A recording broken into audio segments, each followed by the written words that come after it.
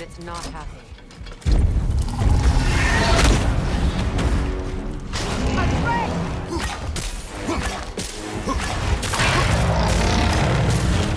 Watch out for the scales!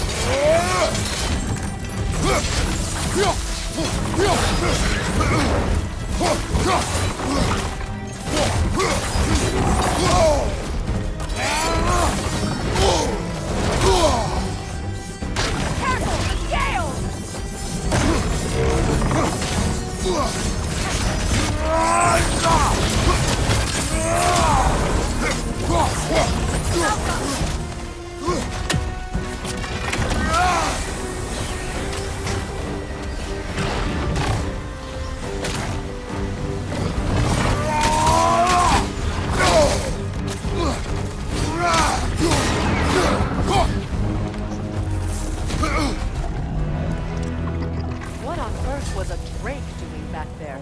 Your guess is as good as mine. Imprisoning a drake. Can't decide whether to be impressed or horrified. Either way, it's over now.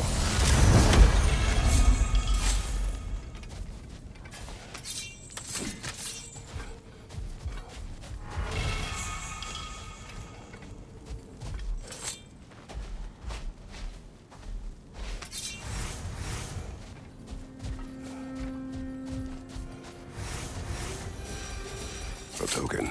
A badge of honor. The elves made a few of these. They'd hang them up outside their dwellings. Show their support for my brother. That's all my brother's tributes. Would you prefer we hang on to them? Do what you will. If Freya didn't bother taking them when he left Alfheim, he wouldn't mind us selling them to the dwarves.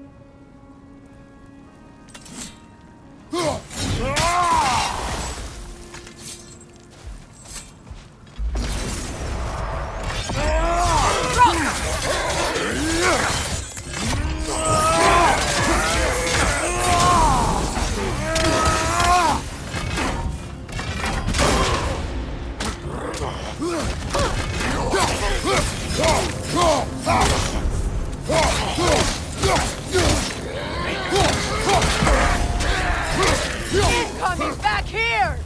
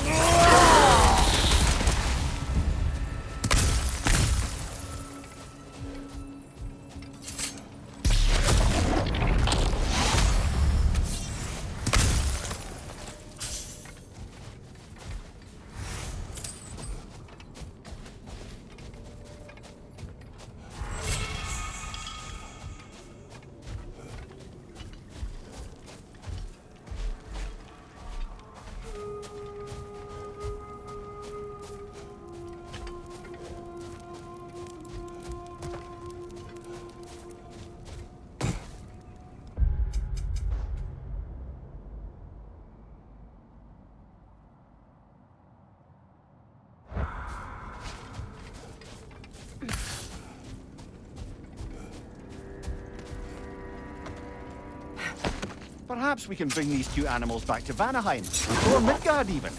Becky and Svanna could use the company. We have kennels. It would not go well for them. Once a predator becomes accustomed to a land, it is cruel to move them. I suppose you're right. It just seems lonely out here. It is peaceful.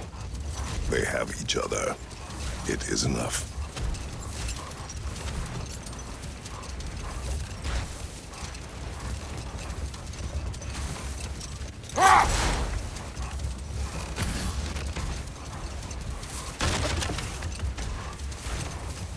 Freya, do you mind picking up that story about your brother? I think you said a giant had appeared in Vanaheim. That's right. Her name was Gerd, and she came offering to teach us the secrets of traveling between realms using Bifrost. Freyr became immediately infatuated with her. He always yearned to wander, and along came someone who could truly show him how. So, wander they did, exploring the world tree from root to branch. But one day, it came time for Gurth to wander away. Freya was heartbroken, and resolved himself to perform some great feat to win her back. He set his aim on the grandest of gestures. He intended to be the first to find the elusive source of Bifrost light. And he succeeded, although quite by accident. Freya believed he navigated best while fortified by a potent blend of Vanir herbs. When he wandered, he wandered. And he managed to wander from the World Tree directly into the Lake of Souls.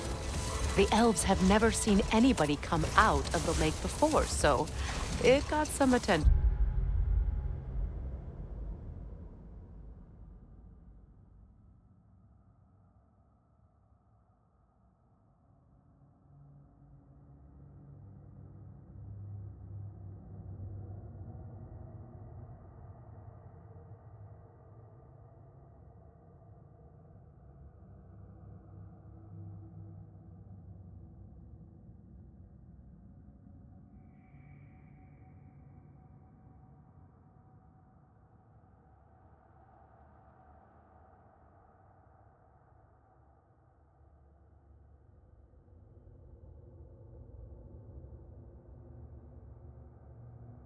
Oh, that is bloody hilarious.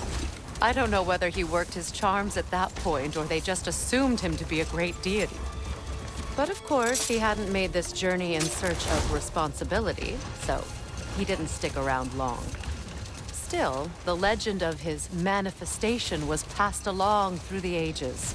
It even endured after the Great Division, remembered by Light and Dark Elf alike.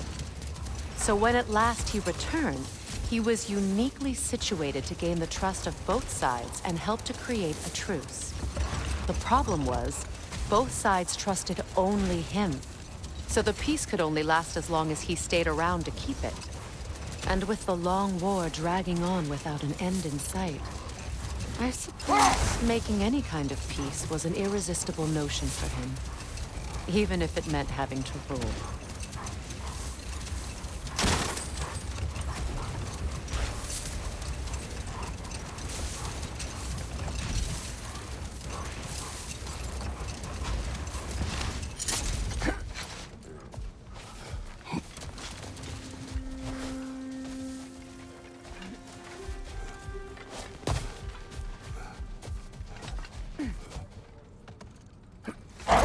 Do you regret it, Mimir?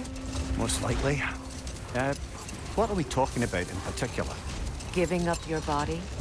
I regret exchanging my life for my freedom? That's a question I ask myself every day, my lady. What about today? Today? Glad to be out in the world. How else could I spend such quality time with you? Okay.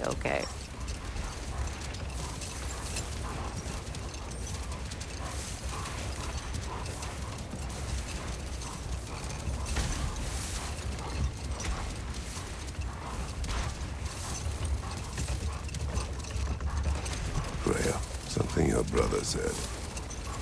The Aesir burned him. Yes. We weren't yet at war, but relations with the Vanir and Aesir had been hostile for ages. Freyr got it into his head that he could improve relations by sharing our magic with them. Vanir techniques for bountiful harvests, enough to feed their whole population. Getting set on fire was the thanks he got. That's true. The Aesir were too undisciplined and impatient for the subtlety of Vanir spellcraft. So when things went wrong, they blamed their teacher.